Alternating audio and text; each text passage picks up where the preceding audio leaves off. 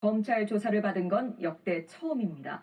검찰은 경호와 안전상의 이유로 검찰 청사가 아닌 제3의 장소에서 조사했다고 밝혔는데 장소는 김 여사 측에서 정한 것으로 알려졌습니다. 이원석 검찰총장이 법 앞에 성역도 예외도 특혜도 없다고 여러 차례 강조해왔던 만큼 이번 조사가 과연 합당한지 논란일 것으로 보입니다. 먼저 조희원 기자입니다. 김건희 여사가 어제 피의자 신분으로 검찰 조사를 받았습니다.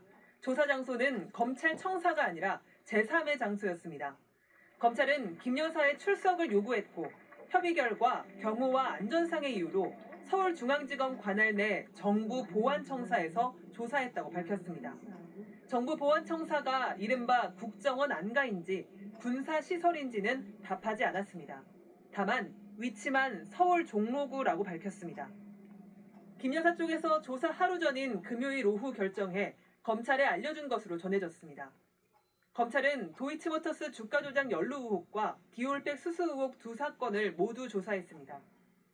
어제 낮 1시 30분부터 오늘 새벽 1시 20분까지 11시간 50분 조사했는데 주가 조작 의혹을 먼저 7시간쯤 하고 디올백은 뒤이어 5시간 한 것으로 알려졌습니다. 조사는 주인 검사들이 직접 했고 수사를 지휘하는 차장 검사들이 검찰 청사에서 대기했습니다. 김 여사가 주가 조작 가담 혐의로 고발된 건 4년 전인 2020년 4월입니다. 그동안 대면 조사는 한 차례도 없었습니다. 명품백 수수 의혹은 지난해 12월 유튜브 매체 서울의 소리가 김 여사가 300만 원 상당의 디올백을 받았다며 윤석열 대통령 부부를 청탁금지법 위반 등의 혐의로 고발하면서 불거졌습니다. 대통령 재임 중 영부인이 검찰 조사를 받은 건 이번이 처음입니다.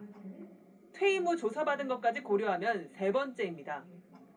2004년에는 전두환 비자금과 관련해 이순자 여사가, 2009년에는 노무현 전 대통령 부인 권양숙 여사가 참고인으로 비공개 검찰 소환 조사를 받긴 했지만 모두 퇴임 후였습니다.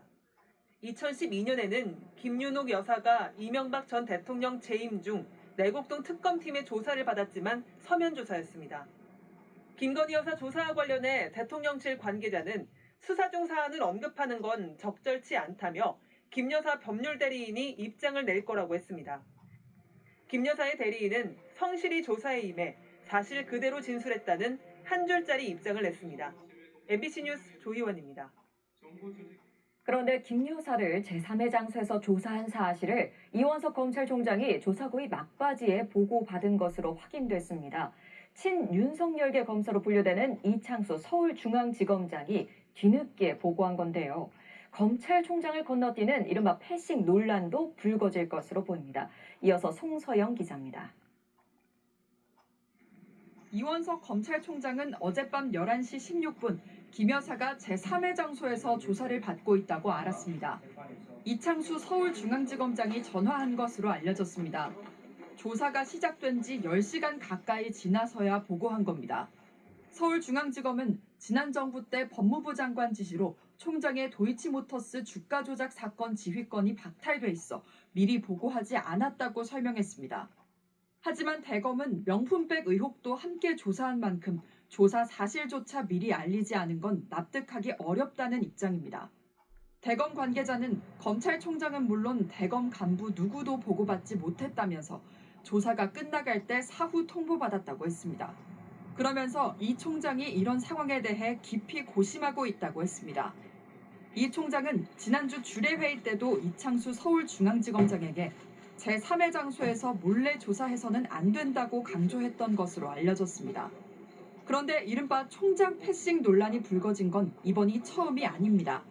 이 총장은 지난 5월 2일 신속하고 엄정하게 수사하라며 명품백 수사 전담팀을 서울중앙지검에 꾸리라고 직접 지시했습니다. 그러자 열흘쯤 뒤 법무부가 서울중앙지검 지휘부를 모두 교체했습니다. 용산과 갈등설이 불거졌습니다. 어제 단행된 검사장 인사는